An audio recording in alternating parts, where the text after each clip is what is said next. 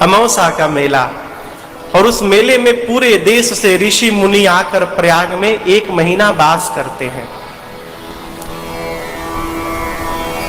1 वर्ष ऋषि लोग 1 महीना वहां रहे, और उसके बाद भरद्वाज जी से विदा लेकर जब जाने लगे तो उन ऋषियों के बीच में एक महर्षि हैं जिनका नाम है श्री याज्ञवल्क्य ऋषि। सबको तो भरद्वाज जी ने विदा किया, लेकिन जब याज्ञवल्क्य ऋषि जाने के लिए अनुमति मांगे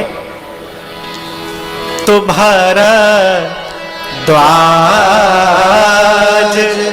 राखे पद टेकी। भरद्वाज जी याज्ञवल्क्य ऋषि के चरणों को पकड़ के उनको बरबस रोक लिए, जाने नहीं दी। आश्रम में ले जाकर बिठाया, पांव को पखारा, पूजन किया। याज्ञवल्क्य जी ने पूछा, आपने मुझे क्यों रोका? भरद्वाज जी कहते, प्रभु एक प्रश्न पूछना है। याज्ञवल्क्य जी बोले, पूछिए। भरद्वाज जी प्रश्न करते हैं। क्या प्रश्न किया? देखिए कितना सरल प्रश्न है। क्या प्रश्न किया? राम कवन प्रभु मैं पूछूं तो। भरद्वाज जी प्रश्न करते हैं कि हे मुनिवर, ये राम जी कौन है? अरे अभी अभी उनका परिचय मैंने दिया कि वो राम जी में परम अनुराग रखते हैं। राम जी में अनुराग रखने वाला राम जी के बारे में पूछ रहा है कि कौन है। कहाँ गया निखिल? सामने बैठा है। तुमको पता है ना राम जी कौन है? भगवान है ना, पता है ना? इनको नहीं पता है। भरद्वाज जी पूछ रहे राम जी कौन है, और इतना ही नहीं, कहते हैं एक राम जी को मैं भी जानता हूं। अयोध्या वाले महाराज दशरथ के पुत्र राम, उनकी पत्नी का हरण भया, उनको क्रोध आया था, युद्ध में जाकर रावण को मार दिए थे। उनकी कीर्ति तीनों लोक में फैली है। मैं आपसे पूछना चाहता हूं, मैं जिस राम जी को जान रहा हूं, क्या शंकर जी भी उन्हीं राम जी को जपते हैं? कि शंकर जी जिस राम जी को जपते हैं वो कोई और राम जी हैं, और मैं जिनको जान रहा हूं ये कोई और राम है? ये मेरा प्रश्न है।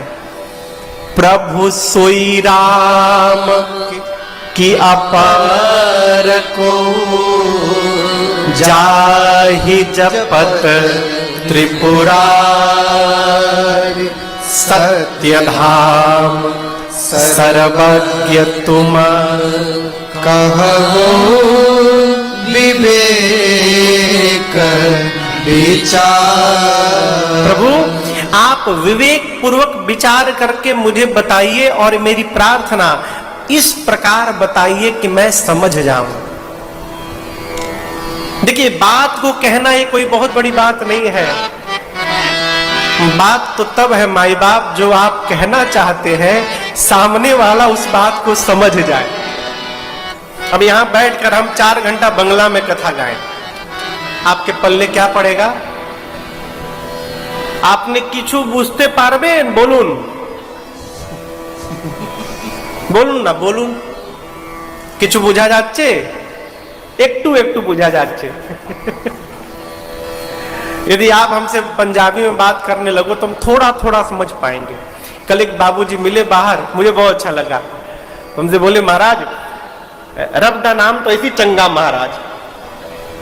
मैं गाड़ी के लिए खड़ा था जब, तो निकल के बाबूजी बोले, महाराज रब दा नाम तो ऐसी चंगा महाराज। मुझे बहुत अच्छा लगा सुन के। बात हम जो कह रहे हैं सामने वाला उस बात को समझ जाए तो मेरे कहने का भी अर्थ है और उसके सुनने का भी अर्थ है? भरद्वाज जी कहते हैं, कहिया कहिया बुझाई कृपा निधि मोहि। बुझाई समझ रहा है आपको? बुझा रहा है, बुझाई। बुझाई यानी समझा कर। कहिए बुझाई कृपा निधि मोहि। आप समझा करके मुझसे कहिए। याज्ञवल्क्य जी बोले, थोड़े में बताऊं कि विस्तार से बताऊं? भरद्वाज जी बोले थोड़े में तो मैंने ही सुना दिया आपको। एक राम जी थे, दशरथ जी के बेटे, उनकी पत्नी का हरण भया, युद्ध में जाकर रावण को मार दिया। प्रभु थोड़े में तो मैंने आपको सुना दिया, आप कृपा करके विस्तार से मुझे कथा सुनाइए। भरद्वाज जी की इन बातों को सुनकर याज्ञवल्क्य ऋषि मुस्कुराए और कहे मुनिवर मैं आपकी चतुराई समझ गया। देखिए मैं आपसे एक बात कहूं, हम लोगों से भी कई लोग मिलते हैं प्रश्न लेकर, तो उनके प्रश्न करने के साथ ही समझ में आ जाता है कि वो वास्तव में प्रश्न जानना, उत्तर जानना चाहते हैं कि हमको जानना चाहते हैं। समझ रहे हैं ना? अब तो कम हो गया है, पहले बहुत लोग मिलते थे, हर कथा में 2-3 लोग तो मिल ही जाते थे। महाराज एक संशय है। क्या संशय भैया? सुदामा जी के बाबूजी का क्या नाम था महाराज जी? अब बताओ राम कथा में सुदामा जी कहां से आ गए? भरद्वाज जी के प्रश्नों को सुनकर और याज्ञवल्क्य जी बोल पड़े। क्या? याज्ञवल्क्य जी भरद्वाज जी से बोले ऋषिवर मैं आपकी चतुराई समझ गया, आप राम जी की गूढ़ कथा सुनना चाहते हैं, इसलिए मूढ़ बनकर प्रश्न कर रहे हैं, ना कुछ प्राप्त ही करके आओगे। भरद्वाज जी से याज्ञवल्क्य जी कहते आप जानबूझकर अज्ञानी बन के प्रश्न कर रहे हैं ना, यही बताता है कि आप राम जी के पक्के भक्त हैं। राम भगत तुम मन क्रम बानी।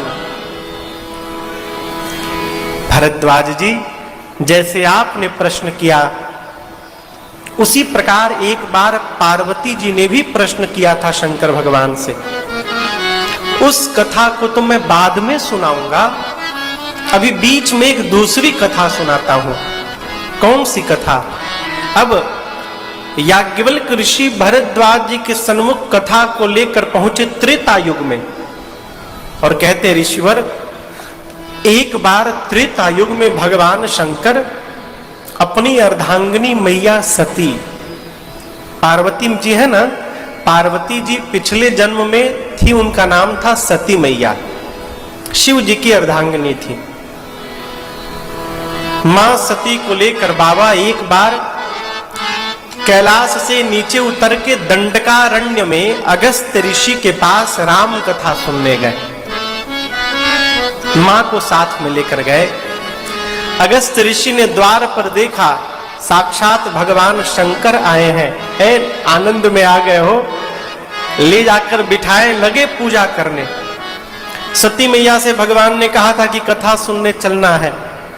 मां सोचने लगी ये कथावाचक हैं, हम लोग सुनने आए हैं, श्रोता हैं। नियम के अनुसार श्रोता को नीचे बैठना चाहिए, वक्ता को ऊपर बैठना चाहिए। वक्ता की पूजा श्रोता को करनी चाहिए। यहां जो वक्ता है वही श्रोता के नीचे बैठकर और श्रोता की पूजा कर रहा है। इसका अर्थ है कि इनका जो ज्ञान है वो हम लोगों के ज्ञान से कम है। अब ये छोटे हैं ये अभी। अब मां ने पहले मन में बैठा लिया कि ये छोटे हैं तो ये क्या कथा सुनाएंगे, और पहले सोच लिया कि ये क्या कथा सुनाएंगे। परिणाम क्या भया? राम कथा मुनि बरज बखानी सुनी महेश परम सुख मानी। अगस्त्य ऋषि ने 9 दिनों तक कथा सुनाई, परंतु मां सती भगवान शंकर के साथ बैठी रही, लेकिन मां ने कथा नहीं सुनी। कथा पांडाल में जितने लोग आते हैं सब कथा सुनते ही हैं, जरूरी नहीं है। कई लोग तो भंडारा खाने आते हैं। राम जी लक्ष्मण जी के साथ सीता मैया को ढूंढने लगे, राम जी रोने लगे। नीचे भगवान की लीला चल रही है, ऊपर शंकर भगवान जा रहे हैं। जाते जाते शंकर भगवान सोचने लगे, कथा सुन के कान को धन्य कर लिया हूं, राम जी नीचे ही लीला कर रहे हैं। यदि दिखाई पड़ जाते ना तो कान के साथ साथ हमारी अखियां भी धन्य हो जाती, लेकिन दिखाई कैसे पड़ेंगे मैं जान नहीं सकता हूं। अब एक ही प्रकार से दर्शन होगा यदि भगवान आ जाए। और आप समझिएगा कैलाश किस दिशा में है? कैलाश किस दिशा में है बोलिए? हाँ, उत्तर में। रावण मां को लेकर किधर गया था? दक्षिण में। शंकर भगवान जा रहे हैं उत्तर, रावण ले गया मां को दक्षिण, राम जी जा रहे हैं दक्षिण। ऊपर वाला उत्तर जा रहा है, नीचे वाला दक्षिण जा रहा है। भेंट होने वाला है क्या? नहीं ना, दोनों दो दिशा में जा रहे हैं। राम जी सोचे बाबा मेरा दर्शन करना चाहते हैं, लेकिन मैं जिस दिशा में जा रहा हूं उस दिशा में तो बाबा मिलेंगे नहीं। राम जी ने लक्ष्मण जी से कहा भाई तनिक उस दिशा में चलकर सीता जी को ढूंढ लिया जाए, और बाबा की दिशा में राम जी आगे बढ़ गए। और जैसे शंकर भगवान के नीचे राम जी आए, बाबा कहते हैं ऐसे बाबा ने नीचे राम जी को देखा, बाबा इतने आनंद में आ गए, पहले तो नेत्र भर करके भगवान को निहारा है। भरी लोचन छवि सिंधु निहारी,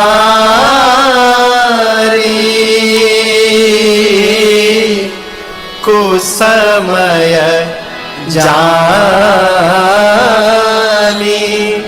न कीन्ही चिन्हारी।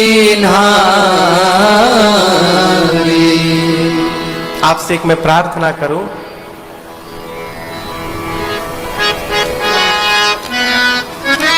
जब कभी भगवान के मंदिर जाइए ना, किसी भी भगवान के मंदिर, तो प्रयास करिए जितना देर हो सके भगवान को निहारने का स्वभाव बनाइए। हैं? दया आती है, लोग जाते हैं तो पत्थर देखते हैं, बहुत बढ़िया पत्थर लगा है वो। झूमर चाइना का है का? ये झूमर